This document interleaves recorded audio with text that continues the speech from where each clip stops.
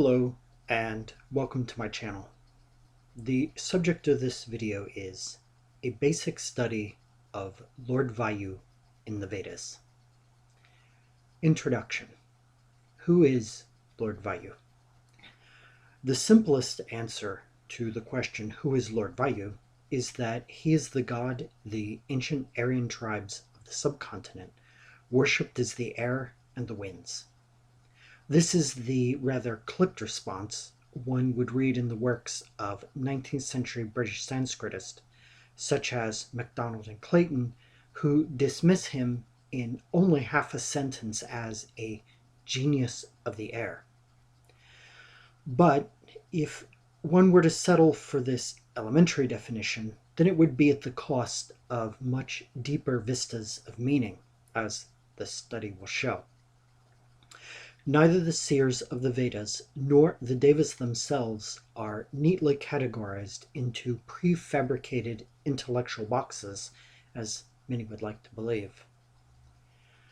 While he is given the honor of being the first to receive an offering at the Soma sacrifice, and is considered an important presence in the natural world, in the Vedic era, Lord Vayu was more in the background. The sages do not record the amount of information about him, as is found in the Veda Samhitas about Lord Indra or Lord Agni, for example.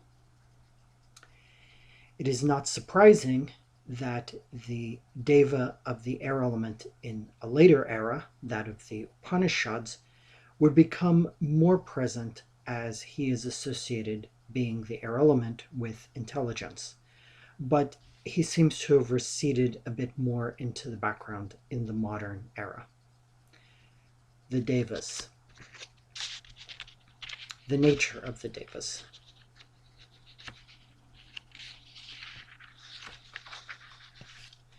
Before proceeding with the study of Lord Vayu in particular, it is worthwhile to reflect a moment on the nature of the Devas in general. This will place much of the information about him in context as well as clarify his larger role within the cosmic order. For those who may be more removed from these subjects, they may ask, what are the Devas? The simplest answer is that the Devas are roughly equivalent to the gods of some other cultures. One might also think of them as the intelligence manifesting the forces of the material world. Some have compared them to the angels in the Judeo-Christian religion. However, the Devas have more autonomy than the angels are said to have, and they also have wrathful aspects. Also, their main function is not, like the biblical angels, to simply praise God. Mahadeva does not need praise. Finally, ultimately the Devas are all, according to the Rig Veda, manifestations of Parabramha, as indeed are all beings and ultimately objects. While as individualized from each other as humans and possessed of what we might relatively call personality, they have an innate broader awareness of the divine than man and a far wider latitude of action due to their nature. The appearance of the Devas. The primary visual attribute of the Devas and of all celestial peoples, such as the Rudras, is that they are self-luminous. The Adityas, for example, are described as self-radiant. This same description is given to the Rudras, another class of etheric entities, such as the Maruts, who are luminous and sometimes appear with a purple hue. One form of Lord Indra is golden, and Lord Vayu is praised as one hymn as being luminous, golden the color of sunrise. This illumination can also be perceived as many different colors. It's not necessarily restricted to simply purple and gold. This same quality applies to the chariots or vehicles of the Devas which humans perceive, A common adjective is blazing. In the Atharva Veda, the horses of Lord Indra are luminous green with the appearance of flashing peacock patterns to their manes and tails. This phosphorescent quality is the product of the etheric material from which their rather plastic bodies of these species are composed. The seers teach that Agni is all Devas. The Devas, then, are composed of plasma.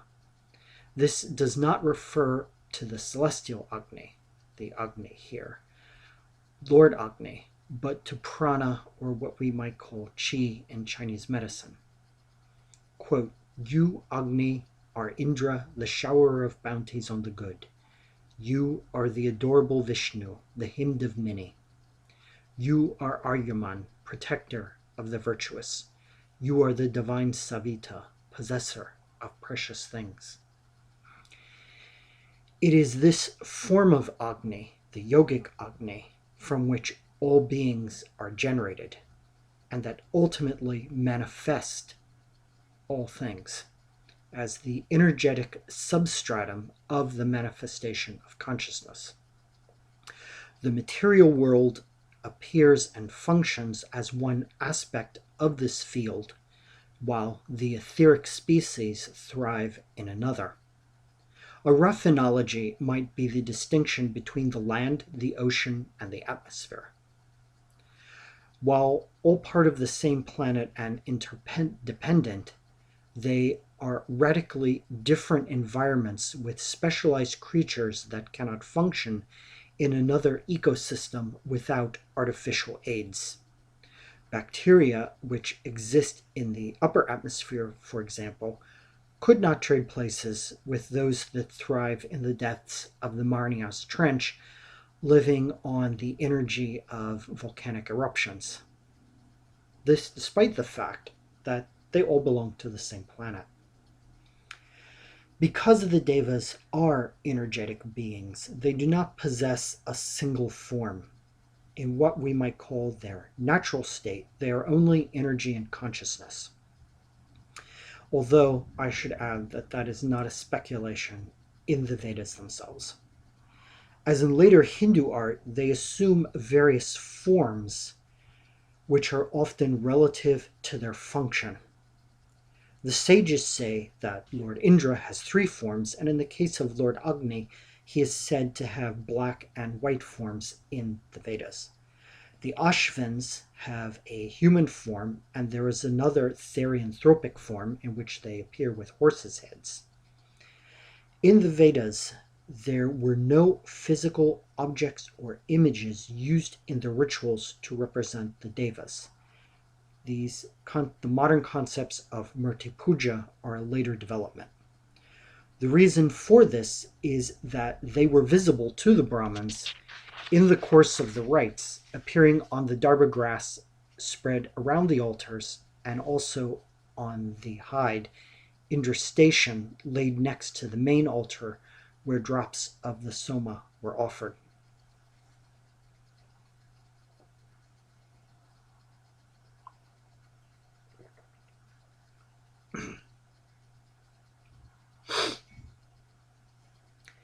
Types of Devas.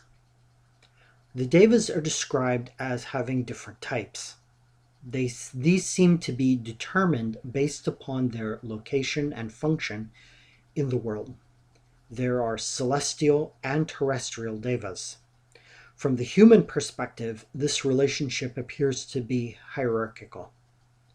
These different types may be seen in the following verse. Quote, "Devas who are 11 in heaven, who are 11 on earth, who are 11 dwelling in glory in the mid-air, may you be pleased with this, our sacrifice." Unquote. The apex of this managerial structure is the Supreme Lord and then the Adityas. These are the offspring or emanations, to use a more philosophical term, of the primeval goddess Aditi, of whom all objects are composed. In addition to the celestial Devas, such as the Adityas, There are also classes of terrestrial devas which function closer to the world of appearance. In all probability, these are much similar to the kami of the Shinto religion of Japan. Like the kami, they are associated with fixed locations in the natural world. Quote, "We invoke for our protection the thrice seven flowing rivers, their great waters, the trees, the mountains." Unquote. Activities of the Devas. The activities of the Devas are an expression of Rita, the cosmic order, which is personified as Lord Vishnu, in the natural world as the intelligence behind natural law, and also as the outgrowth of the sacrificial relationship with man in the human sphere. The benefits of this cycle of giving to man are both celestial and terrestrial. The human desire is to dispel poverty and to fulfill our material needs, but also to obtain all enjoyments that are good for man. The other side of this is that the sacrifice removes sin and opens for man the path to heaven. This brief outline of the nature of the Devas will set the context for our study of Lord Vayu and his role in this system we have described, as well as his terrestrial aspects. Method of textual analysis. Triplification. The method I will be using to analyze this term Vayu in the Vedas is called triplification. When one takes a term in the Vedas, such as Agni, for example, and studies the mantras consistently, one finds that the term is used generally in three different ways, which are determined by context.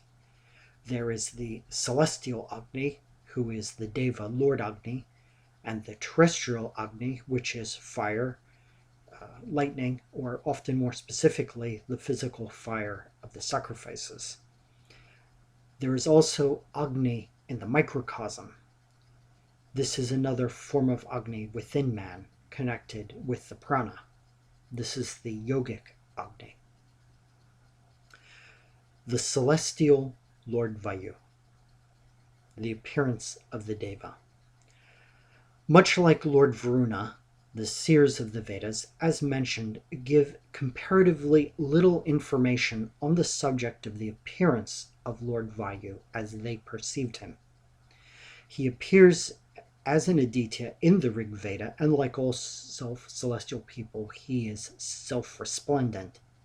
As one of the Adityas, he is at the top of the energetic management of the universe and is endowed with the wide range of abilities to act upon the etheric and material realms. He is attended by his own cohort of Maruts. The sages do sing that he is pleasant to behold and is of gracious form. Also, they say that when he was manifest upon the strewn grass of the Darba grass by the altar, he is described as clothed with brilliant and enviable splendor. In some verses, he is called white-complexioned and is described as having 1,000 eyes, but this is more likely a metaphor for omniscience. Along these same lines, the seers tell us that he is intelligent, which is a natural association with the element of air. Matarisvan is another name or perhaps an epitaph for Lord Vayu, according to Sayana. Some say this is a name for Lord Agni. In the Rig Veda, he is mentioned elsewhere. For example, the learned speak of the one reality in many ways. They call him Agni, Yama, and Matarisvan. There, he might be Lord Vayu. It may also be simply a similarity of names, as often happens in the Vedas, but because this is also the name for the messenger of Vivasvat, who is the one who is said to have brought fire to man, much like Prometheus in classical European mythology. Or it may be that Lord Vayu fulfills a role similar to that of him and thus acquires this name to express that particular function.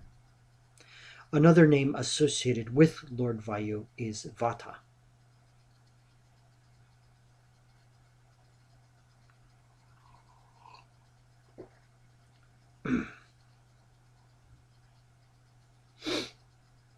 The Niyut steeds, quote, "You, Soma, who like Vayu with the Niyuta steeds, go where you like," unquote.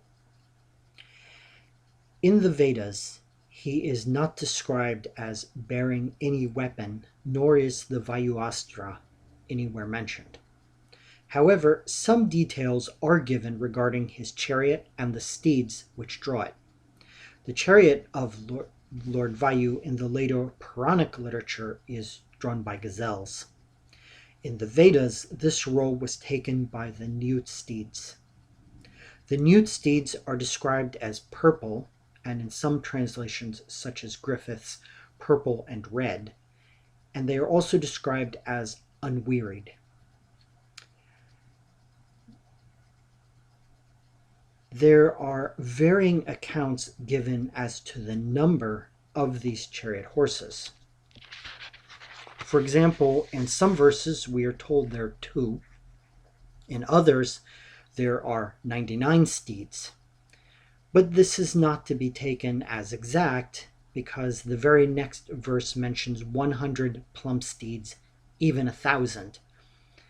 This number of 1,000 is even increased in other hymns to thousands. In one mantra, in addition to the steeds, he is described as being accompanied by camels and hounds, and specifically at the morning Soma sacrifice. His chariot itself is often spoken of in the plural and simply described as brilliant. The most common attributes of the divine chariots in the Vedas is that they are gold as well as luminous. Thus, while not clarified, it is reasonable to assume that this fits with Lord Vayu as well. Sovereignty. In the Vedas, it is a common practice for the seers to honor various devas as the Supreme Lord. I explore this subject in some depth in my video question, "Who is the Supreme Lord in the Vedas?" Lord Vayu is not as frequently nor explicitly attributed with this office as one finds with other devas. In one mantra, he is hailed as sovereign, and in another, given as a name for the one reality. In yet another, he is called the foremost of the devas, causing our rites to prosper. The activities of Lord Vayu. The primary function of Lord Vayu is as Lord of the air element, meaning of the atmosphere and the winds. This attribution continues into modern Hinduism. Quote, "Vayu is overlord of the atmosphere. Let him favor me in this worship." Unquote. The sages tell us of the station where they poetically visualize the deva as dwelling, that it is fabricated from the firmament. The middle region of the atmosphere is his zone. In the much later Srimad Bhagavatam, this region is called Antariksha and is also associated as a dwelling place for some types of Rakshasas. Birds are also said to have an association with Lord Vayu, which would be natural since they move through the air. This reference links him with the bird most frequently mentioned in the Rig Veda, the hawk. In the Atharva Veda, Lord Vayu is the lord of particularly the northern quadrant. The seers also invoke his aid in a variety of other areas as well. He was called upon to grant them joy-bestowing wealth, as well as cattle and sons, and sustenance. One cryptic mantra grants him the title of the dark nurse of wealth. Perhaps this refers to spoils won in raids. Another function he undertakes is that of protection, and in this aspect he is called the repressor of calamities as one of his epitaphs. He will also liberate his devotees from sin, a function fulfilled by all the Adityas. He is a giver of happiness, and is one of the epitaphs given him by the seers is that he is the fulfiller of desires. Vedic sacrifices. The winds bring sweet rewards to the sacrificers. The rivers bring sweet waters. May herbs bring sweet rewards to us. Unquote. As the Lord of the air element, Lord Vayu receives portions of the Vedic blood sacrifices to appease and honor him as the master of the forces of the natural world. In the ox sacrifice, he is offered the belly to represent the atmosphere and the tail for the heavenly winds. In the horse sacrifice, he receives a white goat.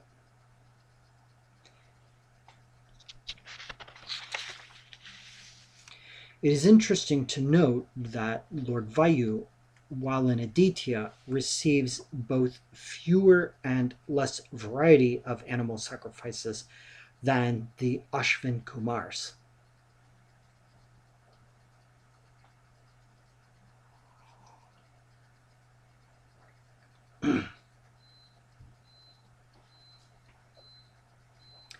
The ritual role of Lord Vayu, guardian of the Soma. Lord Vayu's most vital ritual role is that he is the guardian of the Soma. The Lord of the atmosphere is the first to drink the Soma brew at the Soma sacrifice. The Deva is described as being, like all who drink this, exhilarated by Soma. With the offering of the first cup in the Yajurveda, the Brahmins chant, quote, O Vayu, drinker of the pure, be near us. 1,000 teams are yours, all bounteous giver. To you the rapture-giving juice is offered, whose first draught, Deva, you take as your portion.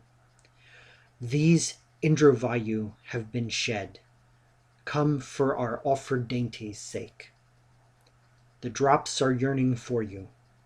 Taken upon a base are you. For Vayu, Indra Vayu, you. This is your home, close-knit friends. Unquote. Lord Vayu's primacy in one of the most important rites in the Vedic sacrificial system leads to a question. Why does Lord Vayu drink first, even before Lord Indra?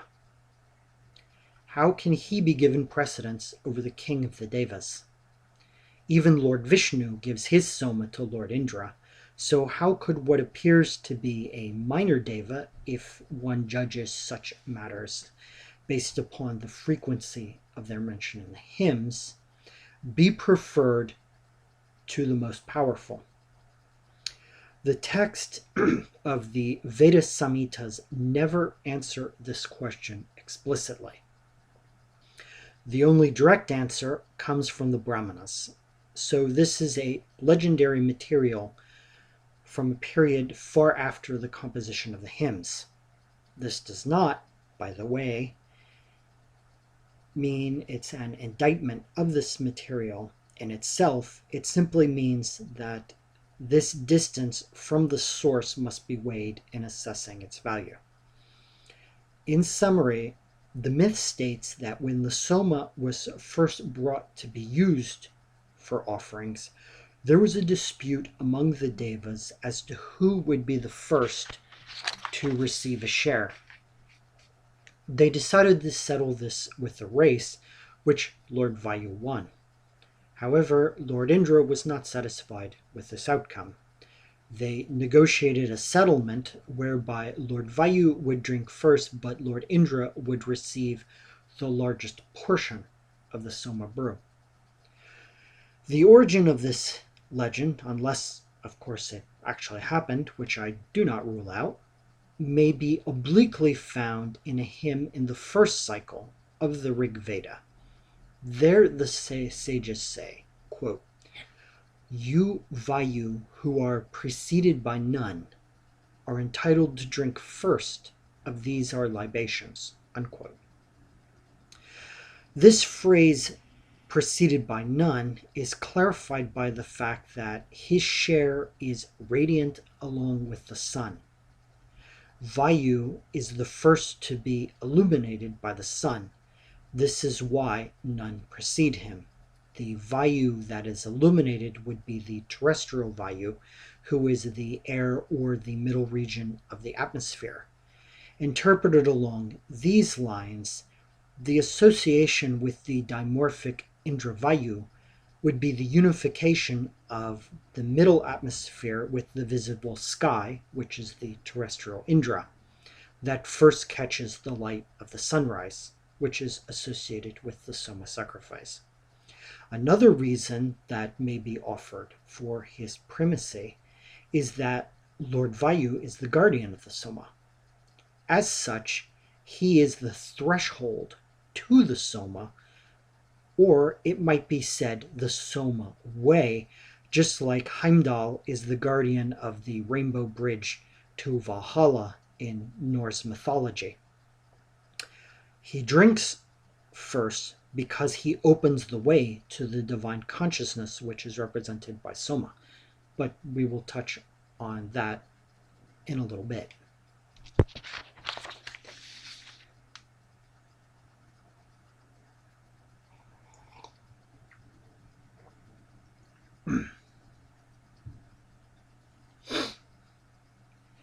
The terrestrial Vayu. The air and the winds. The terrestrial use of the term Vayu is clearly that of the air. Vayu is called explicitly the circumambient air. He is also said to be all-pervading. This may also be the meaning of a cryptic passage that Vayu passes sleeping worshippers, who may have been nodding in the hot summer breezes of the subcontinent. Another possible reading of this may refer to the morning Soma pressing that was perhaps too early for some devotees or Brahmins. The terrestrial Niyut steeds, with their varying numbers, could be understood as the winds themselves. Poetically, the air rides the winds, so they are the activity of the air. The winds are the thousands of Niyut steeds. They are also his arrows, which are mentioned in the Atharva Veda, which would be the winds in their destructive form. The materialist reductionist view of Vayu as the air element alone. It is the standard view in the Western academies that Vayu in the Vedas is reducible to nothing more than the physical wind or molecules of the air. It was to this alone that the seers were offering their sacrifices based upon a primitive view of the world. In our modern world, where we know that warm air weighs less than cool air, and when it naturally rises, it is replaced with the cooler air, thus creating motion we call wind, it is no longer a mysterious phenomenon, which must have frightened simple people. And the world also just created itself out of nothing. But that's another discussion. There are those in the subcontinent who agree with this reading. However, they use it to construct a view of the sages of the Vedic era, which is radically different from those held in academia. Far from being the witch doctors of 1930s film lore, they claim the seers had a complete and working knowledge of modern science. One such book on this subject is Deities of Rig Veda by Dr. S.S. Gupta. His thesis is that this modern scientific knowledge, specifically meteorology, was symbolically encoded in the Vedas. Discussing the subject of Lord Vayu, he writes, quote, "The science tells us that Vayu is nothing but a mixture of different gases. It mostly consists of oxygen, carbon dioxide, and moisture.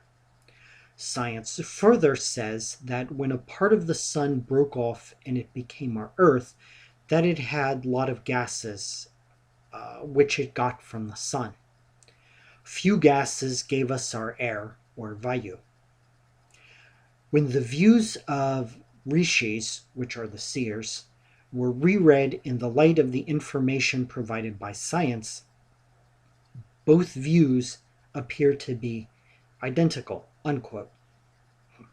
Pardon me. He continues to elucidate this similarity with several key points. Quote, "Rishi Vatayan says Vayu's form cannot be seen. Rishi Vashistha says that Vayu is white-complexioned.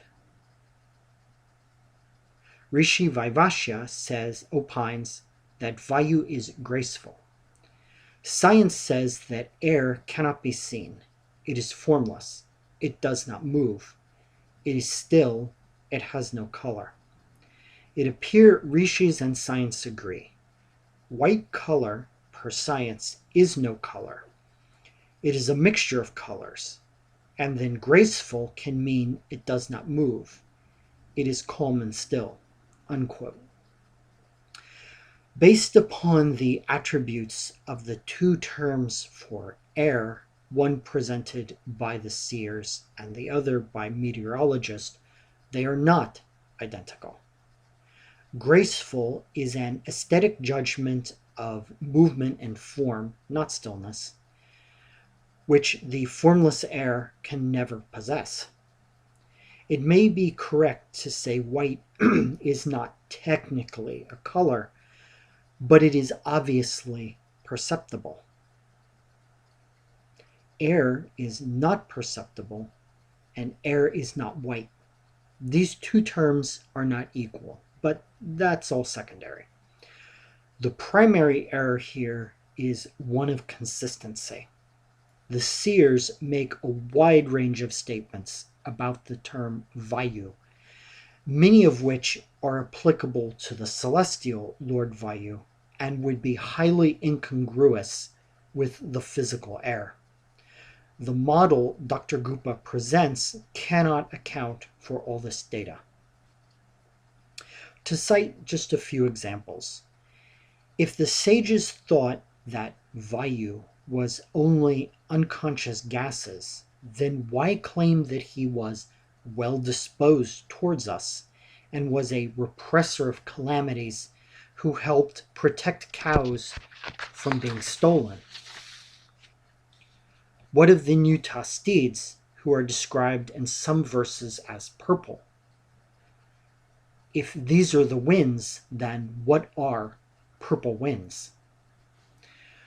One might pour out tons of the Soma brew to the molecules of the material air, but it will not have any effect in the physical world, nor will it persuade the air to like you at all.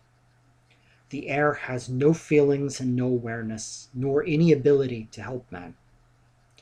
By telling people to glorify Vayu for prosperity, when you know it does no good, is not only morally deceitful, but when it does not work, then it sets you up for a variety of repercussions. This would undermine the authority of the seers who wrote the Vedas. My personal view on this thesis itself is that the seers did not encode modern scientific knowledge in the Vedas. First, even if they did know what we call scientific truth and hide it in the text, what makes us think that we would recognize it at all. That is based on the assumption that at the beginning of the 21st century, we sit at an apex of truth regarding the material world. That's silly. Anyone familiar with the history of science knows how well-proven paradigms can topple. There is no known vaccine to prevent this inevitability, so modern man is not immune. Scientists just think they are. Second, this is not important enough for the sages to be much concerned with it at all. Their focus was on what we call in American English the big picture. Observation of the material world directly and with tools will teach us what we need to know. This does not require mystic insight, but immortality does. This leads us to the next use of the term Vayu in the Vedas, Vayu in the microcosm. And as an aside, I would say that I do recommend Dr. Gupta's book to viewers.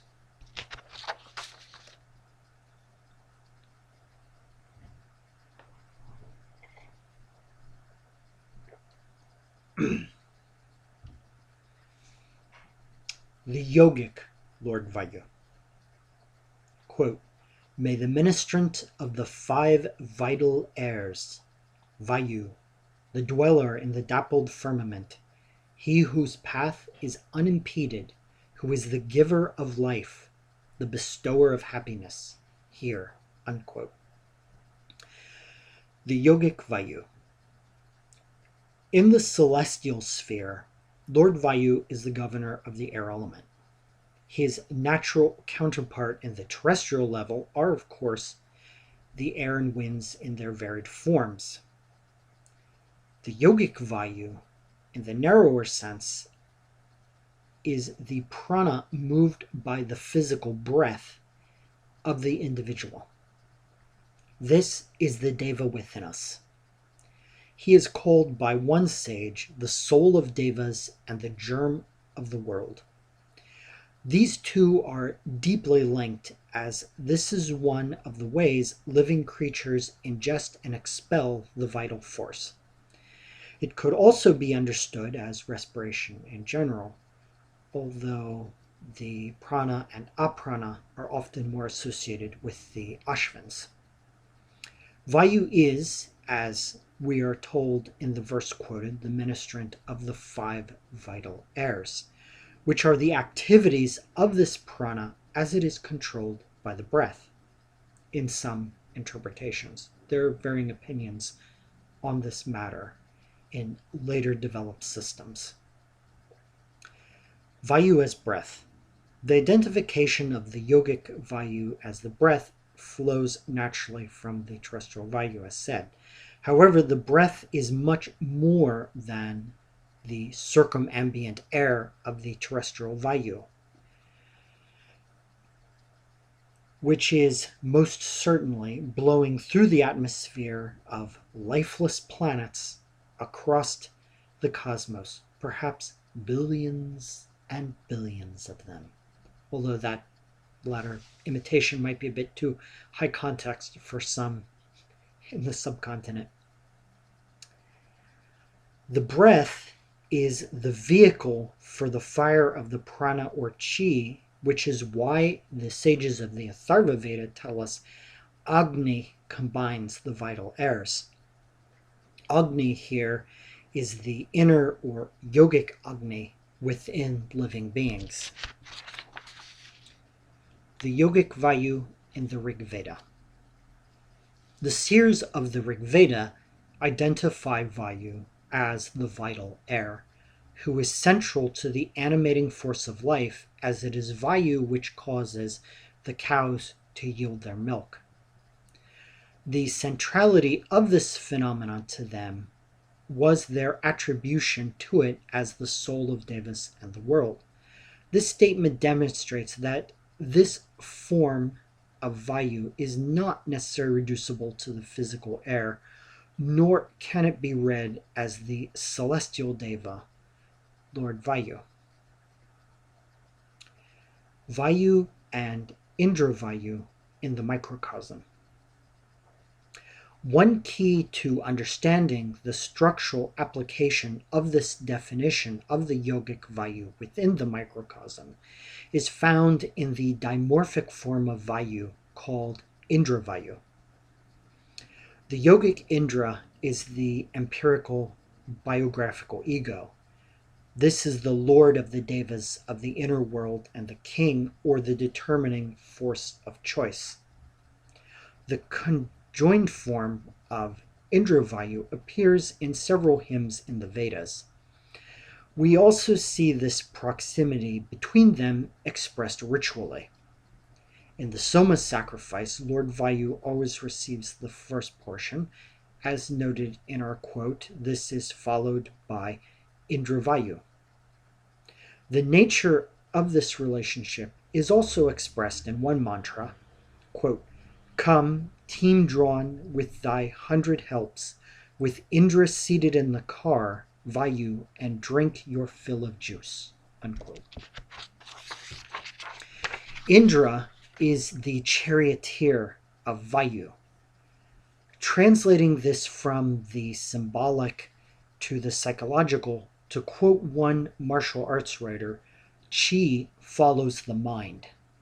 The prana, as the chariot and its team, must be driven or they're simply inert.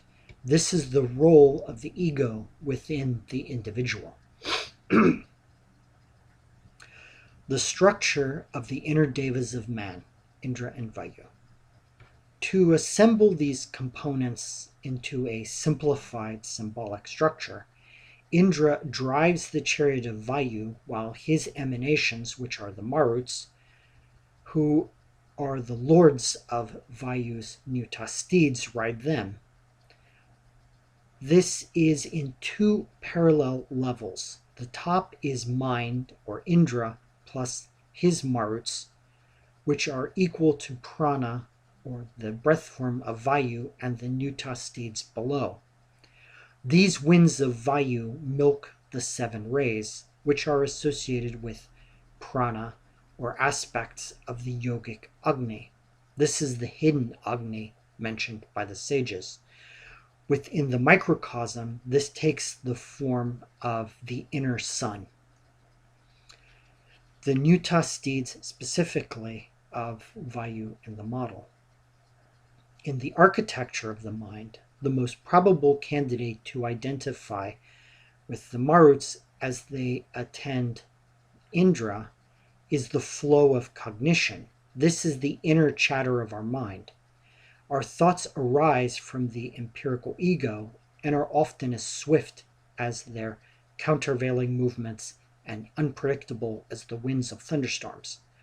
Tentatively, I would say that the emotions are symbolically the Niyut steeds, and the Maruts are their lords which drive them. The Yogic Value in the Atharva Veda. Quote, "The Devas have lifted up with breath the sun, whose might is everywhere," unquote. The sages of the era of the Atharva Veda composed hymns both extolling the importance of breath, the yogic Vayu, as well as mantras which, properly understood and applied, were able to manipulate this material for healing purposes. In a hymn to recover a dying man, the sages use these mantras chanting, "Thy breath have I recovered from the wind," and then using his own breath, the sage says, "I blow upon thee with the breath of bipeds and quadrupeds, as on a fire newly kindled." This same concept is found in another healing hymn where the sages proclaim, "My breath is vata and air is my soul." Whatever opinion one may hold regarding the use of mantras to create effects in the material world, this reflects the underlying identification of the individual's breath with that of the universal breath or life force.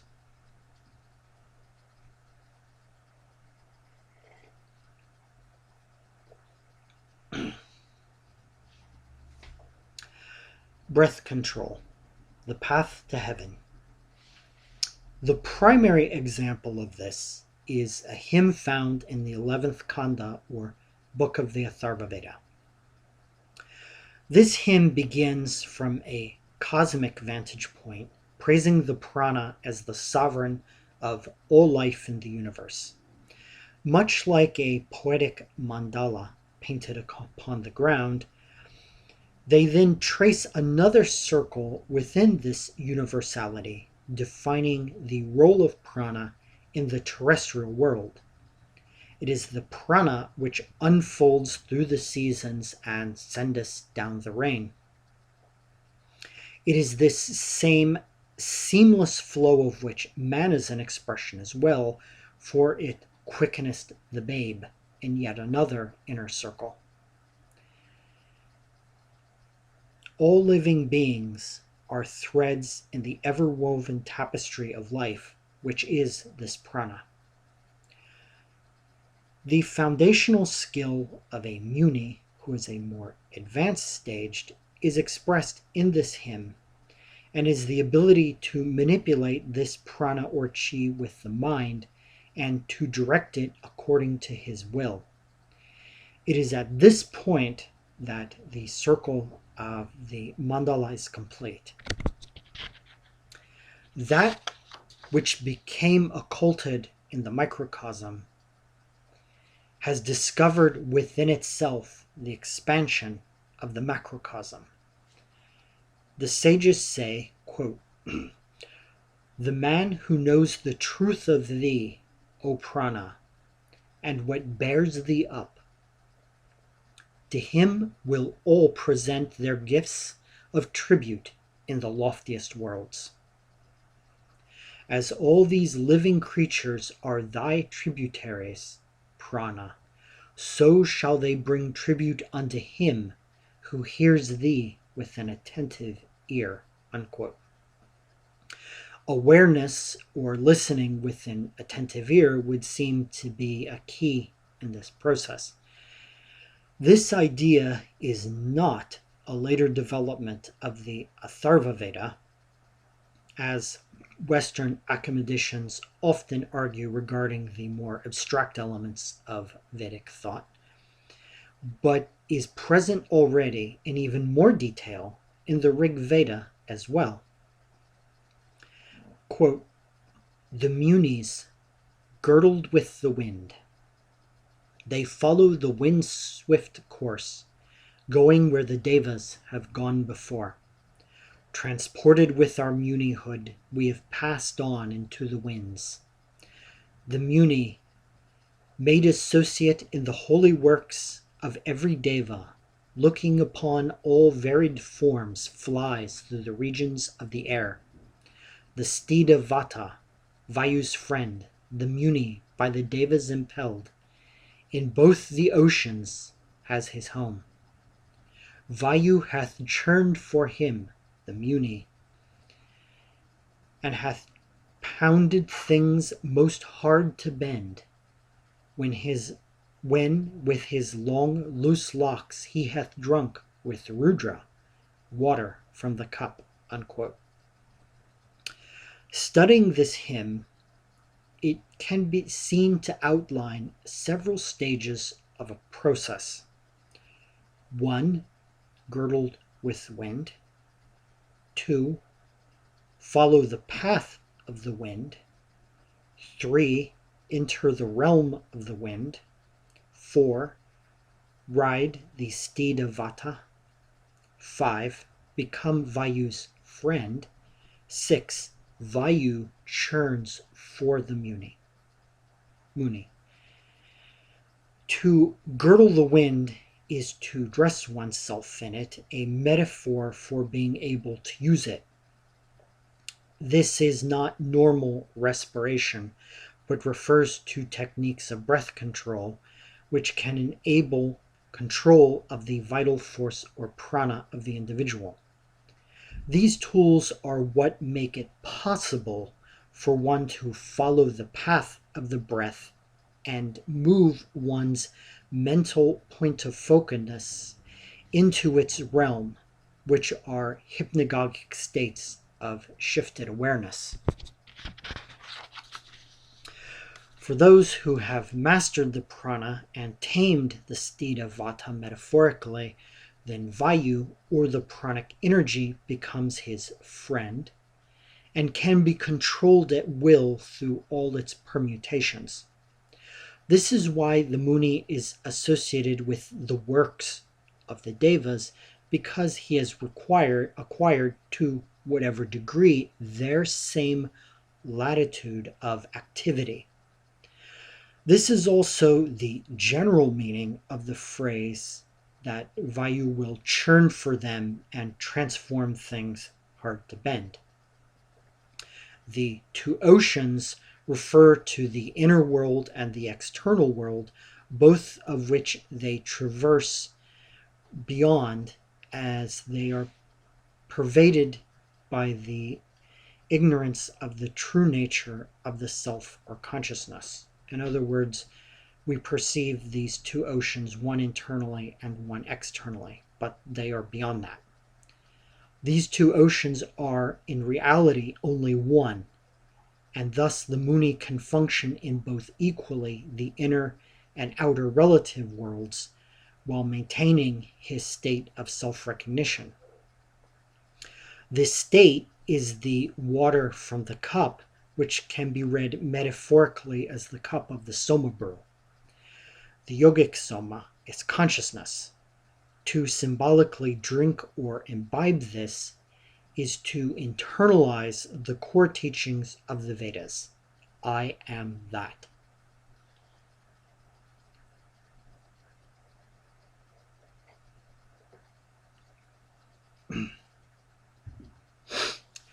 The Legend of the Hawk and the Secret of the Vedic Poetic Meters.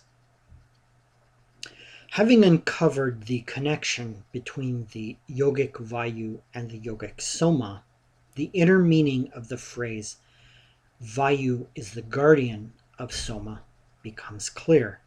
Vayu is the gatekeeper because it is through control of prana that one may attain to the inner Soma of universal I consciousness. The seers of the Veda give us further details of this process. One of the most important facets may be found in the legend of the hawk. This legend can be reconstructed directly from the hymns of the Rig Veda, and it is also given in the Brahmanas. In this tale, the Soma was not initially available to the Devas or mankind. It existed in an inaccessible region of the universe, the lofty heaven. Lord Indra desired that this plant be brought down for sacred use. All 7 of the Vedic poetic meters changed themselves into birds and attempted to reach this sphere in a later legend of the Brahmana.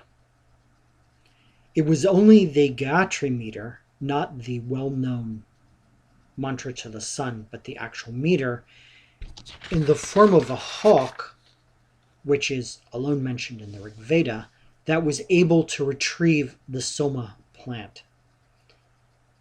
As the hymn says, Gayatri drew it away without difficulty. The yogic reading of this legend would be that the empirical ego, Indra, desires the attainment of universal I consciousness, Soma, which is liberation or the lofty heaven, and uses the Gayatri meter as part of a tool for this task. The reason for this meter in particular is expressed by the sages to be because it surpasses all the rest in force and majesty. This all seems very strange to modern ears. One would never reach the conclusion that the dactylic meter in English, for example, can grant liberation. Otherwise, generations of schoolboys who heard Longfellow's Evangeline or studied Homer in the original Greek with deep effort would be liberated sages. In a comment on a passage in the Yajurveda where the meters are mentioned in a ritual context, Griffith dismissively writes, quote, "Supernatural powers attributed to the Vedas as representative of effectual prayers," unquote. But this notion of the meter that we find used by the seers is confirmed and explained in a key verse in the Rig Veda. Quote, "Our forefathers, by their praises of Agni, terrified the strong and devouring Pani by the sound. They made for us a path to the vast heaven and obtained inaccessible day, the ensign of the day Aditya, and the cows that had been stolen," unquote. The presence of the passage to heaven and the goddess here indicates this should be read in a yogic or an internal sense. This verse should not be taken as the sages using hymns to exorcise the physical nomadic tribes of the Panis, the Dacius, or something akin to Joshua sounding holy trumpets to bring down the walls of Jericho. This is not referring to the hymns as religious or magical recitations to produce effects like mantras, although they can do that, but specifically to their sound. This sound is not the words themselves, it is the deeper stream of the meters. The Pani here are the yogic dasyus, which are our inner states of darkness and ignorance.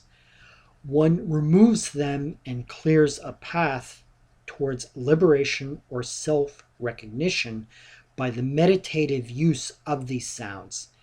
This is what the sages are teaching. This is, in fact, a universal cultural phenomenon.